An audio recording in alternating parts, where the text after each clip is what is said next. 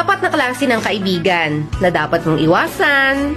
Isa sa pinakanakakalungkot na realidad ng buhay ay yung katotohanan na hindi lahat ng kaibigan mo ay totoo sa'yo. Dahil alam nyo, bilang lang sa daliri natin yung masasabi nating true friends. Lalo na sa panahon natin ngayon. Kaya sa video na ito ay babahagi ko sa inyo ang top 4 na klase ng kaibigan na dapat mong iwasan. Na baka nakakasalamuha mo na, hindi mo pa alam. Una, user friend. Ito yung klase ng tao na kakaibiganin ka lang kasi may kailangan siya sa'yo. Kasi alam nila na mapapakinabangan ka nila.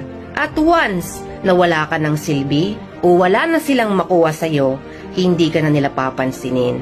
Or end of friendship na rin. At pangalawa, fake friend.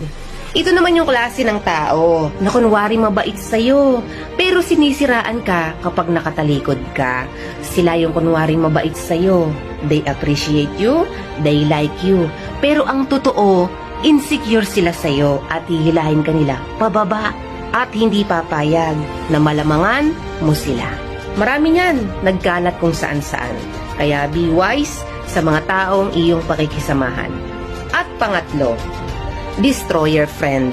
Ito yung tao na kinakaibigan ka kasi gusto nila malaman kung paano ka sisirain. Kukunin nila ang tiwala mo at aalamin lahat ng mga bagay-bagay tungkol sa'yo.